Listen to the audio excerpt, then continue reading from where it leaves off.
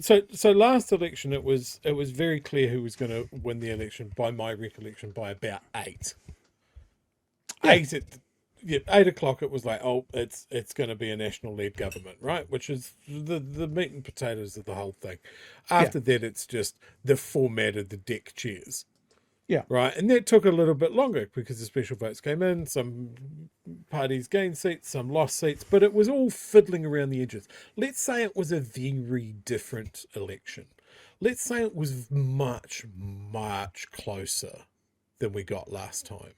Mm. Now, at that point, you wouldn't want speed then either. Yeah. You'd want accuracy. Yeah. So all of this path about, oh, well, it could take a week longer. It's unsustainable. How is it unsustainable?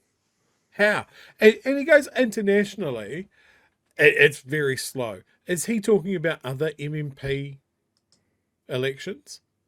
Because the big one, the first country in the world to have an MMP electoral system was Germany. See how long their results take to come in. Mm. And the other thing is part of the, and there was a good interview. I was going to use the one from RNZ. I didn't because TVNZ sort of did a better, bigger picture. But on RNZ, when Luxon was being interviewed about this, one of the reasons that the Attorney General's, the Bill of Rights came out was actually the history of how we vote is a part of this. So in other words, New Zealanders are accustomed to registering in that timetable, in that time period. So that's why it's not okay to change it, because this is how we vote.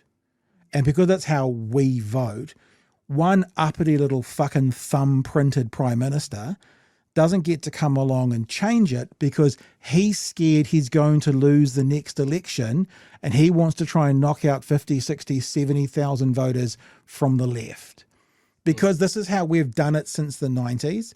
A part of the Bill of Rights is basically saying, so we got to expect to be able to do it like this because you know what? There'll be a sector of society, I know this is hard to believe, whānau, that don't live on the internet talking New Zealand news.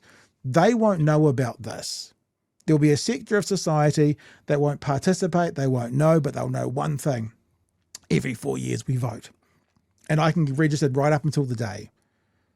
And those people won't have got they won't have got the 3 years.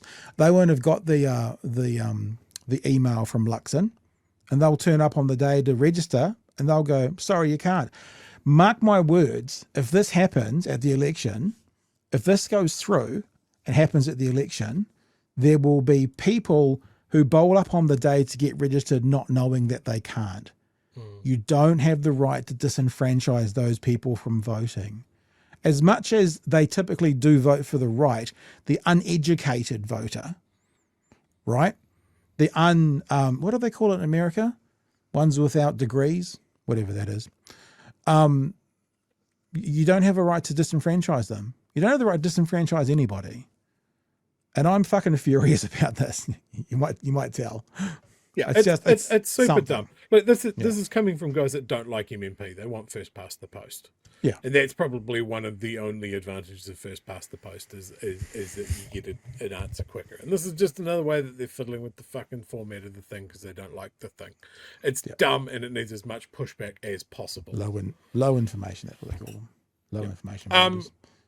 I also saw this comment, and when we talked about it last week, it came up as well. So I absolutely wanted to clarify and answer this for people. Question: if your 18th birthday falls within 5 days before an election, under this law, you won't be able to vote. That is not correct. So you can register to vote from your 17th birthday.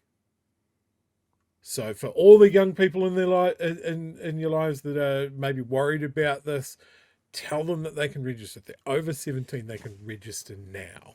But the difference is, for those who don't know that, Chewie, they might just think, oh, I turn 18 on the Monday and voting's on the Saturday. I'll just do it on the day. Dad said he did it like that last time round. I'll just do it that way. Yeah. And then they'll be disenfranchised. Yeah. And of course, as you know, the research is clear. Those young voters, they swing left. Government would like knocking out a few of those. Look, you can't convince me, you cannot convince me that this is anything other than I was going to say a vote grab, the other way around, a vote suppression of people going, how do we get fewer people on the left to vote? Oh, I know. Let's do this thing. So here's the thing. Okay, here's the very least of the thing you should do. It should go to a referendum. There's step one. I wouldn't even do that because it's constitutional. You don't make constitutional law based on referendum. But you don't also make last minute, throw it out there to help yourself get re-elected law based on constitutional law either. I'll tell you one thing, Whānau. Tanya Waikato's onto this. So you want to see scary? Tanya's onto this. We might even have her on Wednesday to have a chat about it because we're not going to drop this.